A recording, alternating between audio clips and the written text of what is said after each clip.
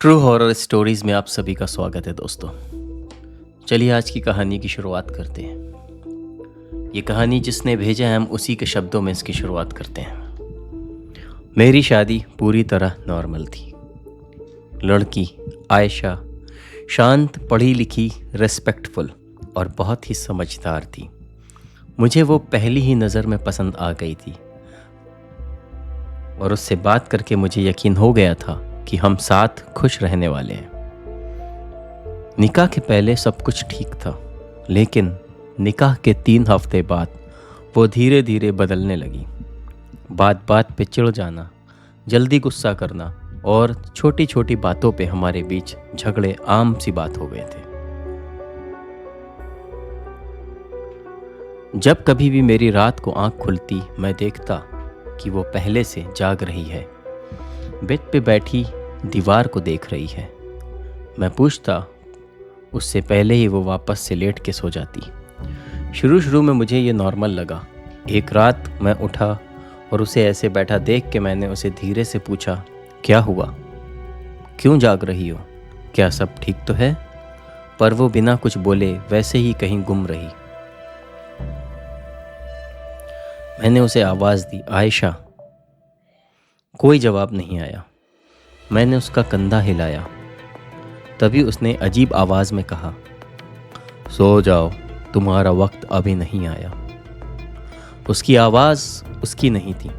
मैंने खुद को समझाया, शायद उसे कुछ स्ट्रेस होगा या शायद नींद की वजह से आवाज़ में भारीपन आ गया।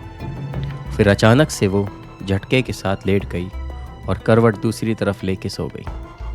कुछ देर तक मैं सोचता रहा कि ऐसा क्यों हो रहा है, क्या हमें किसी डॉक्टर से मिलना चाहिए? खैर, कुछ दिन यूं ही गुजरे। फिर कुछ और चीज़ें होने लगी, जैसे कि वो आईने में खुद को काफ़ी देर तक देखती रहती। कई बार बैठे बैठे बिना वजह हंसने लगती। कभी कभी किसी और अजीब सी भाषा, अजीब आवाज़ में बुदबुदाती। कुरान की आयत सुनते ही बेचैन हो जाती और दूसरे रूम में चली जाती। इन सारी चीज़ों के होने के बाद मुझे अब डर लगने लगा था कि कहीं ये कुछ और ही चीज़ तो नहीं है। एक दिन मैंने सुबह उठ के देखा, उसकी गर्दन पर कुछ नीले काले से निशान थे, जैसे किसी चीज़ से मारा गया हो या कोई चोट लगी हो। मैंने पूछा, आयशा, ये तुम्हारे गले पे निशान कैसे हैं? उसने उन निशानात को मिरर में देखा और बोली, पता नहीं कैसे हो गए, शायद किसी क्रीम का रिएक्शन हो। पर उसके चेहरे के एक्सप्रेशन उसे महसूस करा रहे थे कि वो कुछ छुपा रही है, और जैसे ही उसे पता है ये निशान कैसे पड़े। एक रात मैंने देखा वो बिस्तर पर नहीं थी।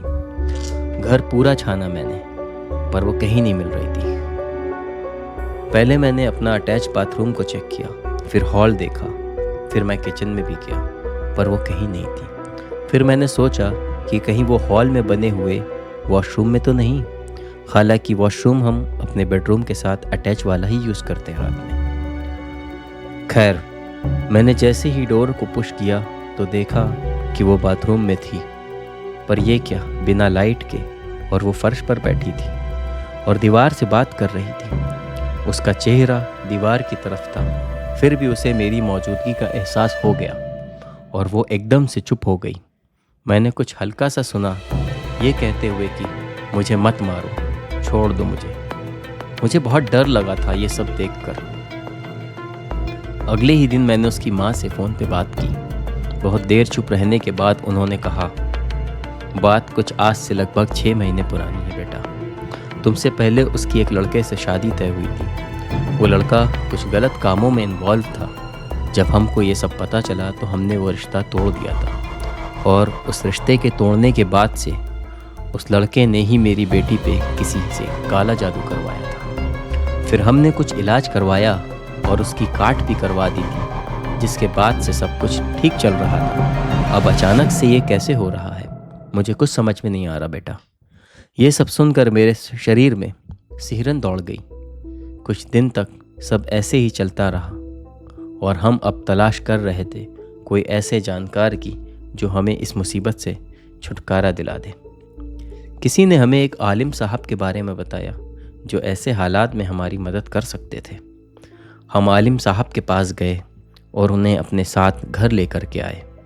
उन्होंने आयशा को देखा और जैसे ही कुरान की कुछ खास आयत को पढ़ना शुरू किया, आयशा बेहोश होकर ज़मीन पर गिर पड़ी। उन्होंने उस पे पड़े हुए पानी का छींटा मारा। वो झटके से उठी और गुस्से से घूरने लगी। उसकी आंखें पूरी लाल हो गई थीं और वो भारी आवाज़ में चिल्लाई, वो मेरी है, निकाह से कुछ फ़र्क नहीं पड़ता मुझे। पूरा कमरा अजीब से एक सन्नाटे में डूब गया। मैं अंदर ही अंदर डर और आयशा की फ़िक्र से परेशान था। आलिम साहब ने मुझसे कहा कि वो रुक़या से इलाज करेंगे, जो कि कुरान की कुछ ख़ास आयत के पढ़ने के द्वारा किया जाता है। और आलिम साहब ने हमें बताया, तुम्हारे घर में किसी ने कुछ गाड़ा है।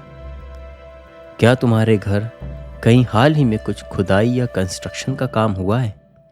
मैंने उन्हें कहा कि हाँ, शादी तय होने के बाद हमने घर का बाहरी हिस्सा पक्का कराया था। आलिम साहब ने कहा कि जितना जल्दी हो सके उस जगह को वापस से खुदवाया जाए और देखा जाए क्या कुछ मिलता है वहाँ पे। और ये काम याद रहे ऐसे वक्त करना जब कोई देखने वाला ना हो। मतलब साफ था कि किसी को इस काम की गलती से भी भनक नहीं लगना चाहिए। अगली दिन ही सुबह 4 बजे, जब ज़्यादातर लोग सोए हुए होते हैं, हमने उस जगह को वापस से खुदवाया।